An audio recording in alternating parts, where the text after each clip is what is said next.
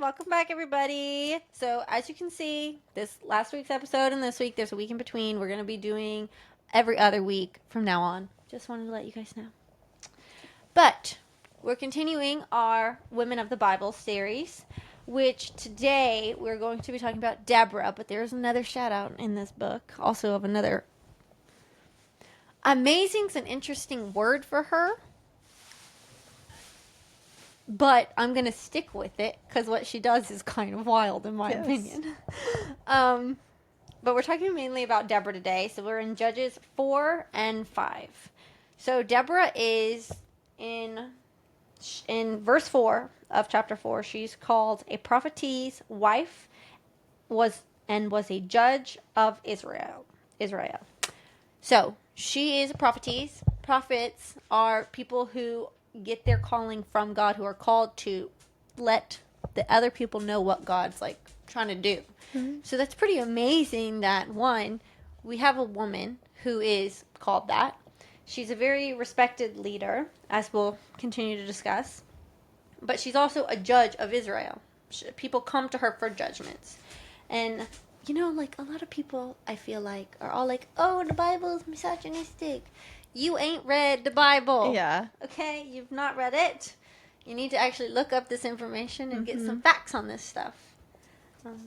But, yes, I think the story of Deborah was very interesting. So, what I noticed kind of is, just like a brief overall, is chapter 4 is the breakdown of what's going on and everything happening. And then 5, the Song of Deborah, is her retelling everything, giving God all the praise and glory through those events that happened, which I very much liked. Do you have any thoughts you wanted to lay out real quick, or no? No, not on this. Okay. I think you gave a great summary of what we're getting into. Tinks. So, when you start reading, and you get into chapter 4, she ends up summoning Barak, I'm hoping I say his name right, who is a leader from Kadesh in some place. And she says to him, the Lord, the God of Israel, commands you, go take position at Mount Tabor, bringing 10,000 from the tribe, and 10,000 from 2 different tribes. I will draw out Sisera, the general of Jabin's army, to meet you by the good heaven. Yeah, where are you reading? Chapter 4. No, chapter 4. Which verse? Oh, sorry. Did I not say I started at verse? I started at verse 6. I'm now at verse 7. I will draw out Sisera, the general of the Jabin army, to meet you by the Wadi Kishon with his chariots and his troops, and I will give him into your hand. And so that's her saying to him, kind of like, this is what the Lord's telling you to do. She's like, God told me, I'm doing it. I'm now letting him know. What I thought was really interesting was his response in verse 8 is, if you will go with me, I will go. And if you will not go with me, I will not go. One, that's kind of flabbergasting. The Lord called you to go, so you better go. But then I think it shows how respected she is. That he's like, I want you to come with. I think it really shows some courage that her response is, I will surely go with you, in verse 9. She said, nevertheless, the road of which you are going will not lead to your glory, for the Lord will set Sisera into the hands of a woman, which we'll get into later, but I like the foreshadowing going on here. But I think it shows a lot of courage that Deborah had, and like the 3 main aspects I really got from who Deborah was is she had courage, and she wasn't afraid to go and do what the Lord told her to do immediately. But then she was also very courageous, and maybe God didn't tell her specifically, because it doesn't say if he told her specifically to go with him. But he said, I will not go. And she's like, well, we're following what the Lord said, so I'm coming. She didn't even bat an eye. She's like, I'm going to go to this mountain where we're going to end up having a battle. And I thought that was pretty amazing. And then I also feel like she showed leadership because she's going, of course, but she's also a judge. Like in verse 5 it said, "And the Israelites came up to her for judgment." So people came to her for her wisdom, came to her for her insight into problems that they had throughout the other villages and tribes. And I just thought that was really amazing. Yep, that's it. I thought she was really amazing. And she's very humble because she's not like, I don't know, because then when you get into her song too, she's not like, oh, me, I'm the one who did it, I did it. No, she's very much like constantly just singing to the Lord, praising God for what he did, thanking him in all these different ways. And like even one part of it says, "Awake, awake, Deborah, awake, awake, utter a song. Arise, Barak, lead away your captive." And it's like she's not enough, so she needs to be woken up by how amazing the Lord is because he is just so great. At least that's how I viewed that. But continuing on in our lovely story. So they go and they end up defeating Caesar. But it says Caesar in verse 15. So verses, where is it? Basically 12 to 16 is the fight, where it constantly talks about how the Lord handles it all. Because the Lord is indeed going out before you. And the Lord threw, in verse 15, and the Lord threw Caesar and all his chariots and all his armies into a panic before Barak. Yep, whatever. Caesar got down from his chariot and fled away on foot, while Barak pursued him and the armies of, I don't even know how I would even say that really long name. And all of them fell by sword, and no one was left. And then in verse 17 through 23, wild stuff happens that has nothing to do with Deborah, but it kind of makes me laugh. Because Deborah said in verse 9, "For the Lord will sell Caesar into the hands of a woman." 17 through basically 20 is him doing so. Oh, well, 22, 23, somewhere in there. 23, yes. 17 to 23. That's that. And I think it was crazy what she ends up doing. Did you want to speak on any of this? Because I feel like I have talked the whole time. I don't. There's not too much to add on what we've talked about now. Like, I'd just be repeating. Yeah. Well, do you want to take over 17 to 23? I just kind of felt that it was a little wild. Yeah. Like, the entire... Like, he was already kind of warned not to sell himself. Or Deborah. Oh, well, Deborah never talked to Caesar. She told that to Barak. When he was like... Because she was like, "I'll go with you. Nevertheless, the road of which you are going will not lead you to your glory, for the Lord will sell Caesar into the hands of a woman." And then he goes right into the hands of a woman, thinking, oh, she's the wife of Heber, the Kenite. The Kenite. I have no idea. No idea how to pronounce some of these places' names and things, okay? You just gotta go read it. I start feeling like I'm reading like a Dr. Seuss book where I'm just like trying to figure out what the word is, and I'm like, this is a child's book. The attempt is there. Yeah. I can't say any of it.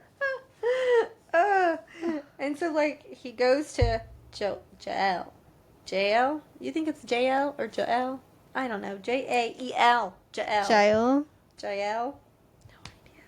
And he's like, help me. And she says to him, come on inside. Turn aside to me. Have no fear. It's hard for me to follow because this is the first book that it just sounds so different. Yeah. Than yours. Like, a lot of the words are... What? Way off? What does yours say? It's not like everything's different, but where did you go? 18. I'm sorry, y'all, I don't have my contacts in. She can't read. Mm-mm. She can't see. Just like Angel came out to meet Syria and said to him, "Turn aside, my lord, turn aside to me, do not be afraid."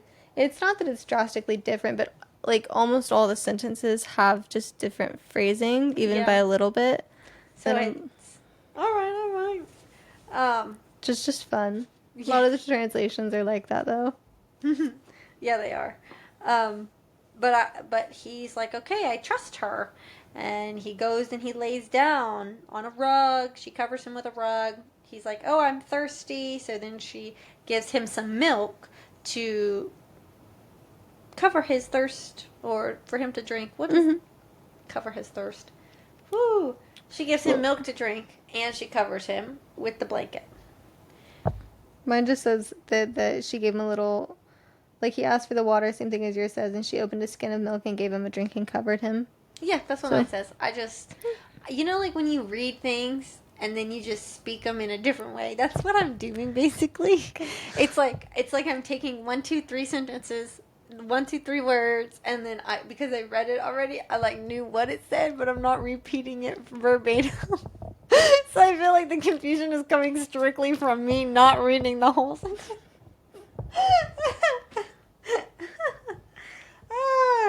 Okay. And he even says to her, stand at the entrance of the tent, and if anybody comes and asks you, is there anyone here, say no. But then verse 21, but Jael, wife of Heber, took a tent peg and a hammer in her hand, and went softly to him and drove the peg into his temple until it went down into the ground. He was lying fast asleep from weariness, and he died. I just think that's so wild. The Bible gets more interesting every time I read it. That's all I can say. Why do you need any other book? This book has everything. It's got all the different kinds of stories. It's got some violence. It's got war. It's got betrayal. It's got heartbreak. It has love. Sad. It has hope. It has mercy and faithfulness. It's got everything. Just everything. Oh, and then in verse 22, Barak comes in pursuit of Sisera.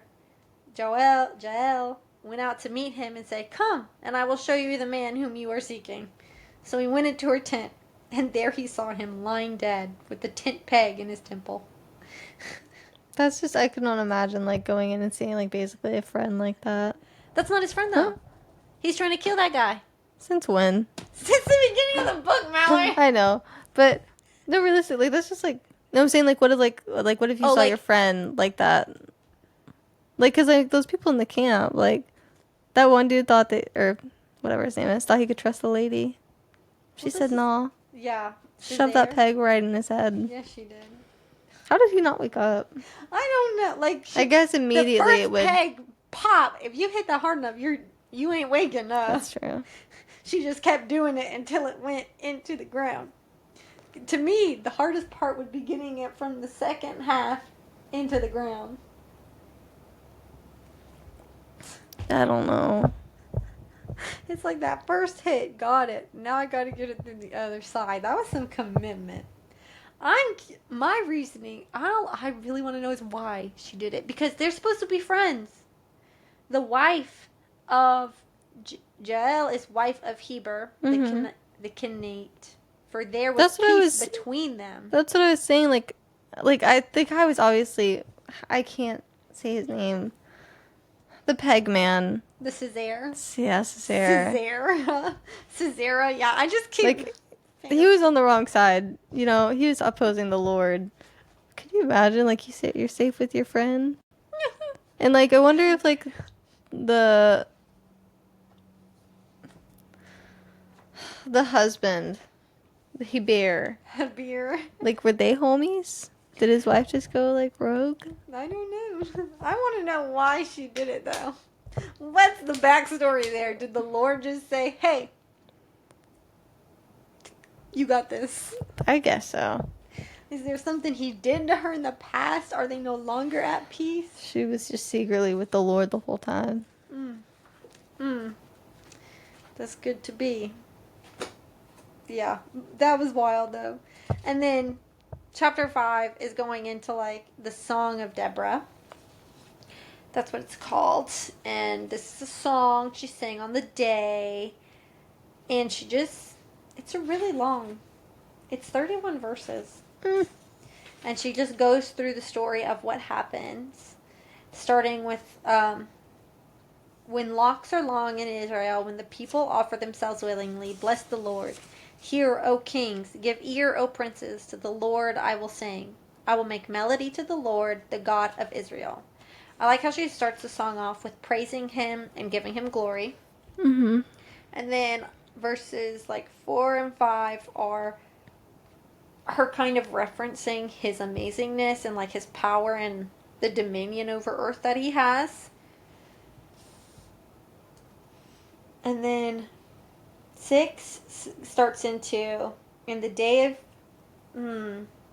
Shemagar, son of Aneth, in the day of Joel, canvas ceased, and travelers keep to the byway. The pleasantry possessed in Israel, they grew fat on plunder. Because you arose, Deborah, arose as a mother in Israel. When new gods were chosen, the war was in the gates. I like how this kind of refers to the time period that they're in. They went through the time period where they were starting to get back closer to God, really loving and cherishing God, and then they started doing evil, rebelling against God, not praising God. And then she came up and she's like, okay, no, we need to get back to God. And she's slowly moving them back to God because God called her and told her these are the things you need to do to get your people. And I also really like how when she first refers to herself in this, arose a mother in Israel. She was a legit mother to some kids, but she saw herself as the mother of all of Israel. She's trying to help them and nurture them into the right direction. Mm-hmm. And I think I really liked that. And as you continue on, it keeps going, and then if we jump, because I don't think there's anything else in here that I really wanted to kind of just emphasize and zoom in on. Yeah, then when you get to verse 24, it brings up our lovely tent peg lady, Jael. Mm-hmm. Tent-dwelling woman most blessed. He asked water, and she gave him milk. She brought him curds in a lordly bowl.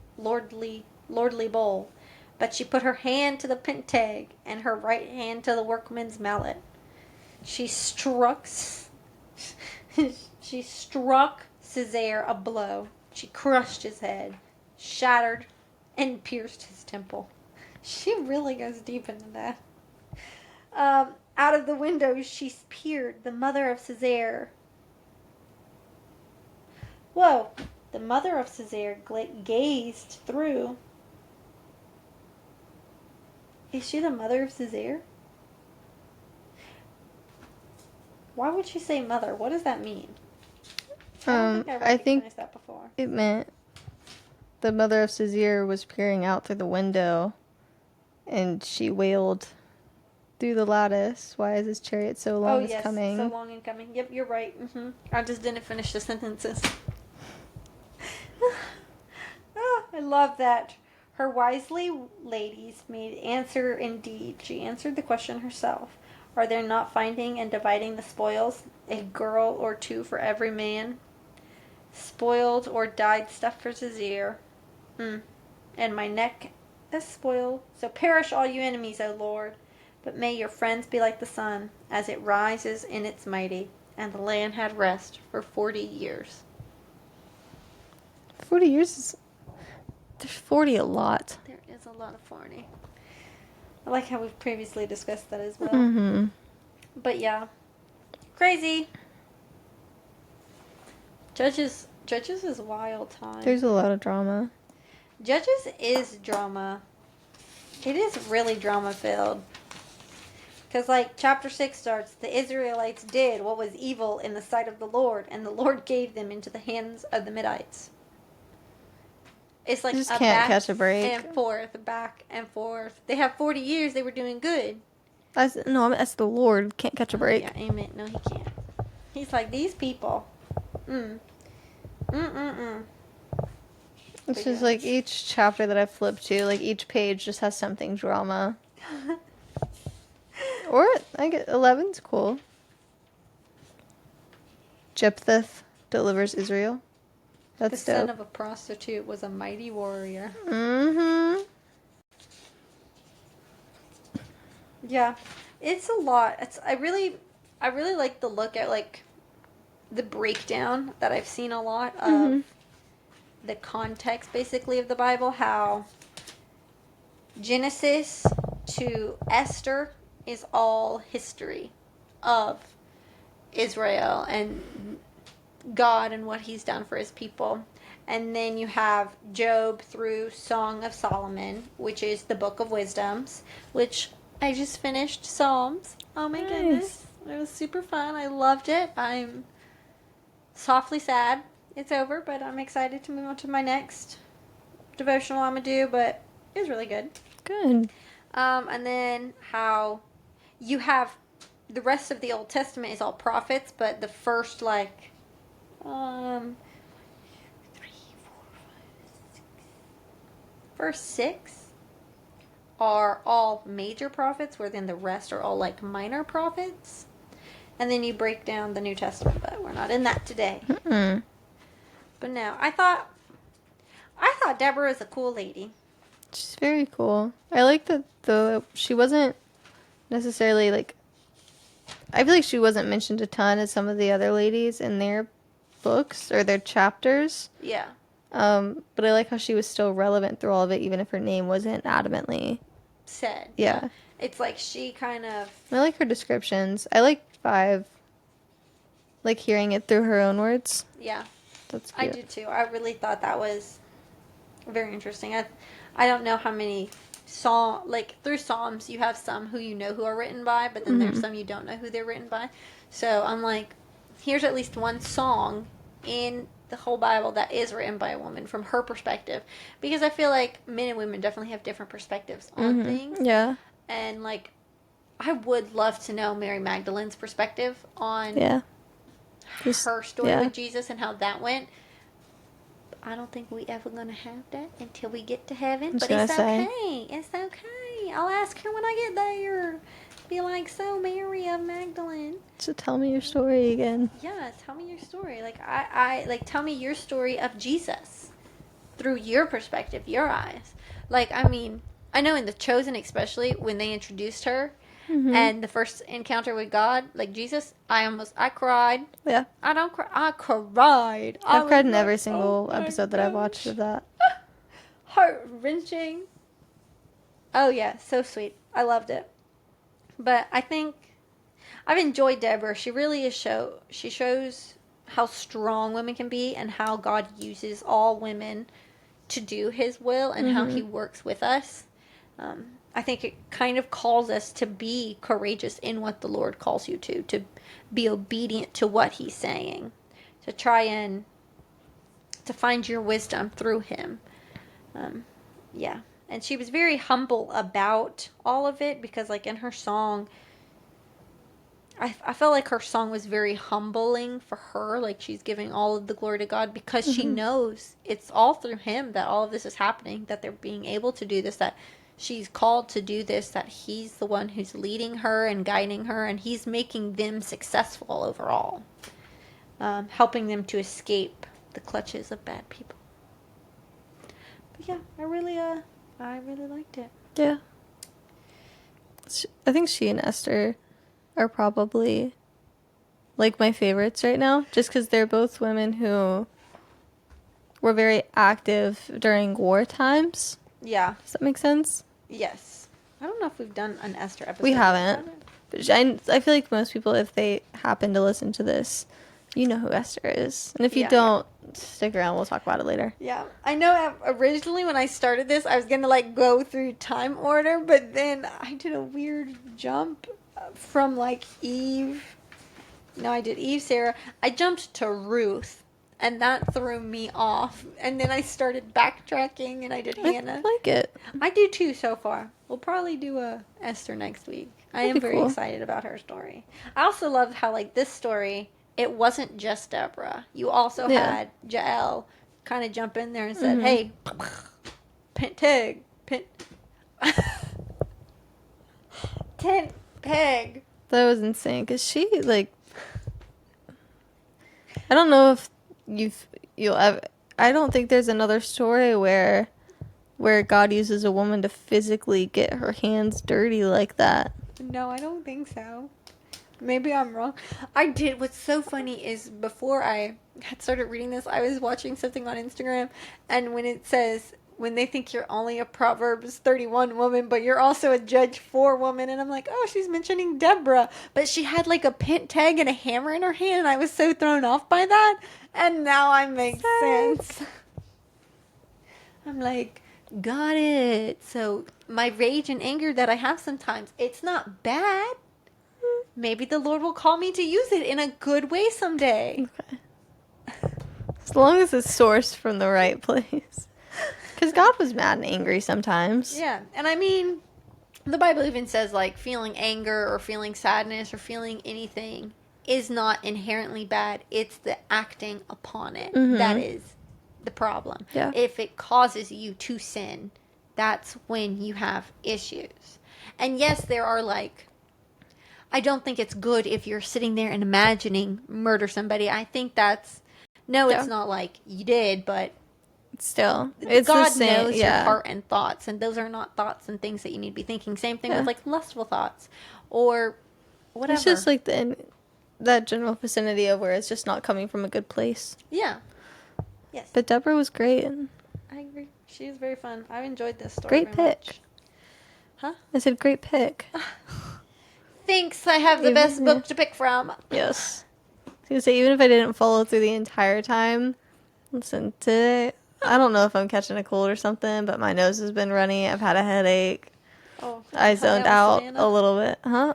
Is she still sick? She's still got a little bit of congestion. I didn't ever get sick. Yeah. It's like you just softly catch whatever somebody else has. I guess so. I don't know. Okay. We'll treat you good on Friday. Okay. We're celebrating Mallory's birthday. Yeah. She's turning 22. It's going to be so exciting. Mm-hmm. Yes, I am excited. I think you'll enjoy what we have planned. It's going to be great. I agree. And you don't even know. I don't. I trust. I trust. It'll be good. She says, yeah, I trust it'll be good. As she rolls her eyes and looks very suspicious. Huh. What? Did you roll your eyes? You rolled your eyes. No. Yeah, not at did. you. I was literally just looking at you and you're like, sure, it'll be good. Oh, I didn't mean to roll my eyes at you. It's okay. You'll enjoy it. I really do think that I know that I will. I know. I'm excited for it. I'm hoping tomorrow I'll feel better. Yeah, me too. You better be feeling good on Friday. You're having dairy products at some point, so get it together. Yeah. No congestion. I live with congestion, so it doesn't matter with me. Okay. We've gone off on a weird tangent. Yes. Anyways. Yep. Thank you guys so much for joining us this week. Did you want to close us out on prayer? Go for it. Okay. Dear Lord, I thank you for this time that I get to spend with Mallory discussing your word, seeing the way that you use women and turn them not only into mothers, but also leaders, and giving them your wisdom and your guidance to help them and others around them. I ask, Lord, that you continue to guide me and Mallory through this journey of making this podcast and trying to spread your word, Lord. I ask, Lord, that each episode, that you will fill us and continue to speak through us, so it's not our words, but it's yours, God.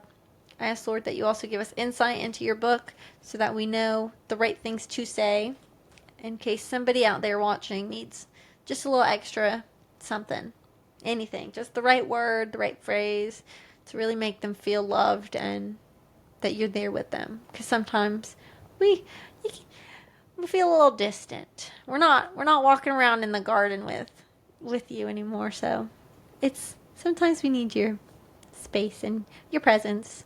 So, Lord, I thank you for everything you do and you bless us with. Thank you for the time together. Thank you for the availability and the ability to do this. I pray for everybody watching, Lord, that you continue to guide them, hold them, heal them in any way they need, help to grow them to the people that you have made them to be. In Jesus' name, amen. Amen. Alrighty. See you guys in 2 weeks. Bye.